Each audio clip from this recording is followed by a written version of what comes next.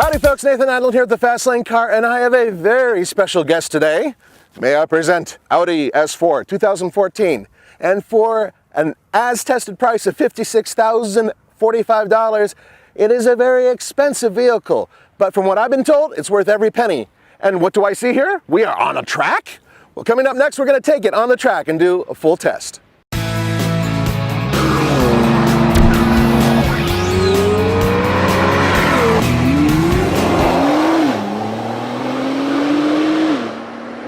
A few years ago, there were big changes for the S4. It used to have a pretty heavy V8, and that was a very different vehicle. This is a much lighter, happier vehicle with a 3-liter V6 that puts out 333 horsepower and 325 pound-feet of torque. Now, here's the important part. It's supercharged. Not only is it supercharged, but it's a chain-driven supercharger. It's hooked up to a 6-speed manual gearbox, baby, and of course, Quattro all-wheel drive. It is a fun car to drive.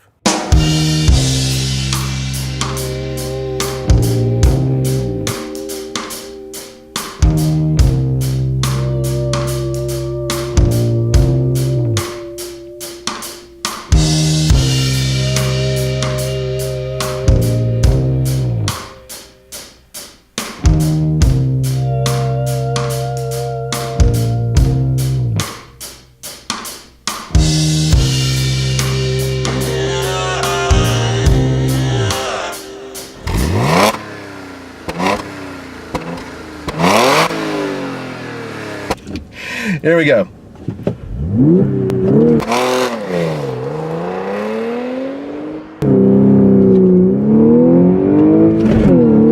Bad gear change.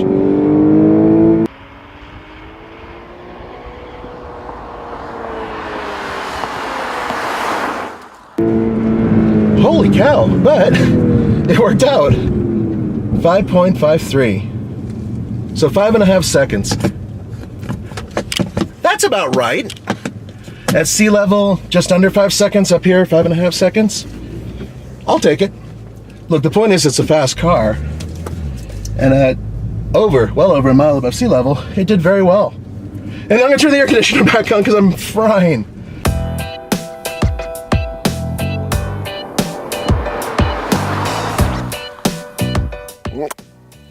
Oh, it deserves it. It's such a pretty little tush. It's not exactly gorgeous though. It doesn't stand out as anything different with the regular A4, and that's one of the things about the styling on the S4. It's not that much different than the regular A4. Now, there are a few things. First of all, it comes standard with 18-inch wheels. These are the optional, beautiful 19-inch ones.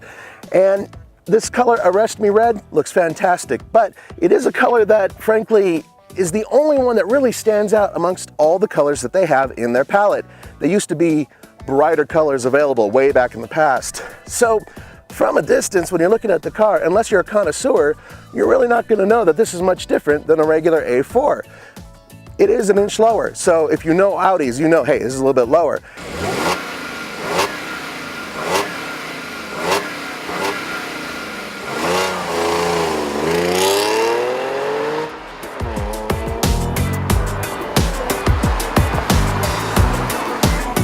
Audi's always been amazing about interiors. They really are some of the best in the business, even with their cheaper cars. Now, I'm not going to call a car that costs this much money cheap. I mean, come on. But it is lower than, you know, let's say an A6. With that being said, the materials they're using here, and especially with this piano black lined, I don't know if that's wood or plastic, what it is, but it looks great. Thank you, Audi, for not using fake or even real carbon fiber, because carbon fiber trim on vehicles is really beginning to look a little ridiculous, especially because we're starting to see it on crossovers now. So this is classy and it's simple. The seats are the best. Oh my God, not a whole lot of adjustments and you don't need them. Great bolstering, even for a big guy, yet the actual rake and places you can put the seat are just right. Everything feels right, not just for racing, but also for commuting daily. Very, very, very comfortable. I'd be remiss if I didn't tell you about the back seat. Andre was sitting up here, and Andre is a lot taller than I am, but still, you know, maybe an inch further back on the seat. And with it back, I'm over 6'1"-ish. and my knees do clear it, but it's not easy to get in and out of. Fortunately, there are just enough places around here to where I can move my body around in order to kind of get in and get out. So if you have a family of tall people, I don't recommend this vehicle, but otherwise make do with it because it drives so damn good.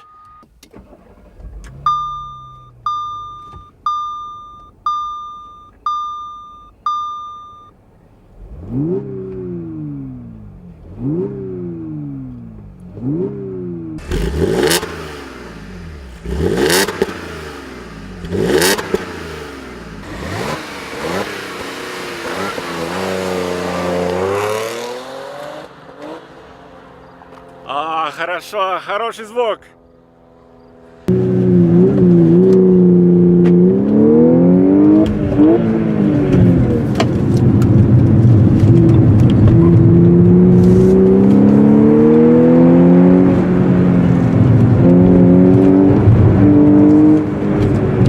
Good brakes, wow, really good brakes. So the front end does push, but right when it does, especially in a corner, you feel the rear end kick in. You can't be too savage with the gear lever, or else you'll miss the shift. That I've noticed. I think that I could leave this thing in second gear and it pretty much could do almost the entire track. It's a very tight track.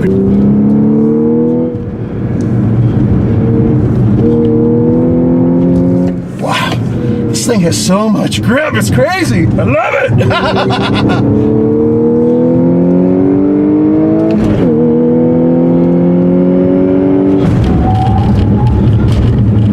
Brakes are, I love it.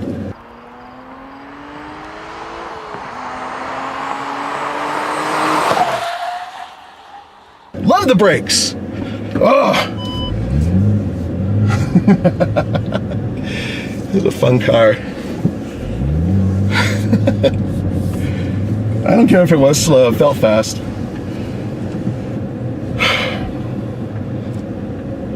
How was that?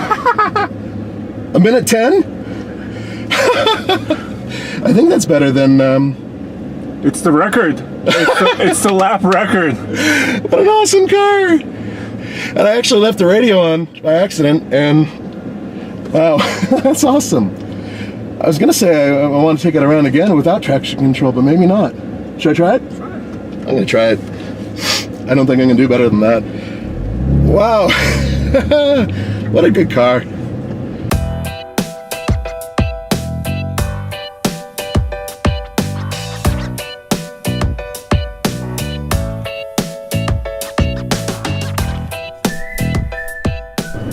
This is not a power track. This is a handling track.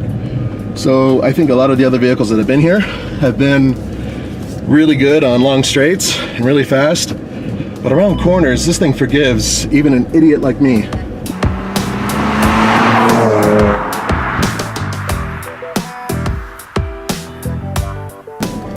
Minute 10. That's pretty good. There are a couple of things from the back that you actually have that I forgot to mention, one of which is the fact that the trunk has 12.4 cubic feet of space, which isn't too bad. It's kind of shallow and it's not as deep as it should be, but still, it's usable. And one more thing, when I was talking about how recognizable the S4 is, these quad exhausts are another telltale sign that there's something special going on. That was awesome. That was cool. This is a great car, not just on the track. We've driven these before, and Audi's done such an amazing job. They really have. Now look, there are other vehicles out there that compete with this one, and I can tell you with absolute certainty that this one is one of the best in class. Oh, it deserves it right there. Special thanks to IMI Motorsports in Decano, Colorado, just a little bit north of Denver. You can come up here if you want and test your own vehicle for a small fee. In terms of the old system of buy it, lease it, rent it, forget it, whatever, buy it, please. I know $56,000 is a lot of money, but it's worth it. Sell your children some organs, get the car. I only wish it had a little bit more pizzazz on the outside, but otherwise, what a fantastic machine. For the Fast Lane Car, this is Nathan Adlin. Don't forget to go to tflcar.com for news, views, and real-world reviews. Mwah! Oh, I'm gonna drive this thing again later. Up and over the hills, there's like this transition where you go up and down about 10 feet, elevation-wise, right? And I sometimes have a problem with that, especially with front-wheel drive cars, with adhesion. No problem here.